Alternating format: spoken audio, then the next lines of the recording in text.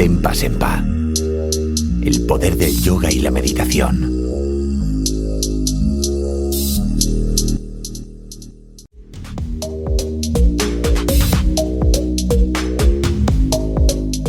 Bueno, Robert, hablas de tibetanos, de budismo.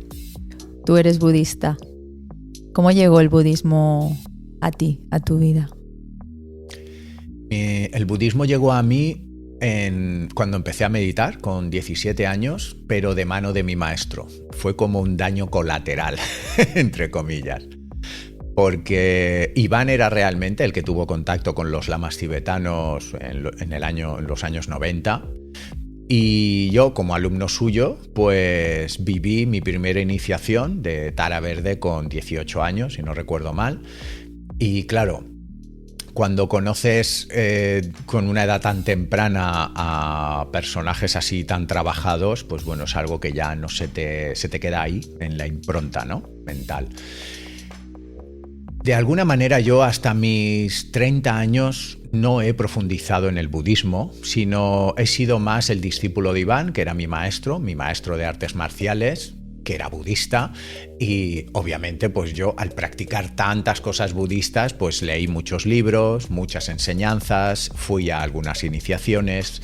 Tuvimos además un contacto muy directo con uno de los cabezas del linaje, en concreto con el linaje Sakyapa, que ya he comentado en algunos vídeos, pero el que era realmente budista era Iván. Iván era el que estaba metido al fondo en ello, también por circunstancias vitales, ¿no?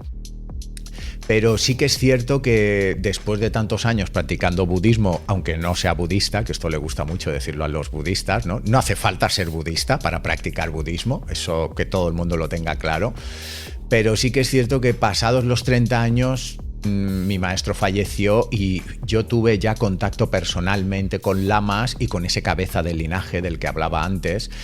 Y sí que algo cambió en mi mente. Como he dicho antes, hay cosas que solo la vida hace madurar. Entonces, a partir de los 30 años sí que empecé a darme cuenta de que el budismo era algo más que un sistema religioso, era algo más que una filosofía, sino que era un método. Y un método que a mí personalmente me había transformado, y me había transformado la mente, la vida, la comprensión.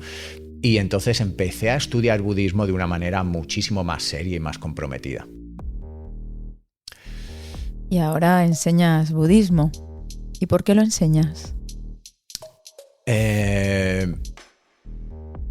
Podríamos decir que enseño budismo, pero no de una manera ortodoxa. Pienso que el budismo, tal y como se enseña, hay 3 maneras, ¿no? Esta es una conversación un poco extensa, pero voy a intentar resumirlo todo. El budismo es una religión, es un sistema filosófico y es un método de transformación mental. En estos 3 aspectos, tú si quieres comprometerte y quieres renunciar a lo mundano y quieres solamente alcanzar una realización personal y desapegarte de todo, pues puedes vivir como un monje y estudiar budismo y continuar con una tradición que además tiene 1000 años. Pero también puedes estudiarlo desde un punto de vista científico o filosófico. Y qué es lo que está haciendo la física cuántica, que se está enriqueciendo un montón de ello, y también el sistema psicológico que tenemos en Occidente se está empapando desde hace décadas ya sobre la manera de entender la mente budista, ¿no? Ese es otro aspecto, puedes hacer eso y no ser religioso y tampoco ni tan siquiera ser practicante. Puedes estudiar el budismo como una ciencia o como una filosofía. Pero el budismo es tan vasto que también puedes simplemente no ser un monje y no ser un científico, como es mi caso, y sencillamente practicar el método. Yo me considero un practicante del método.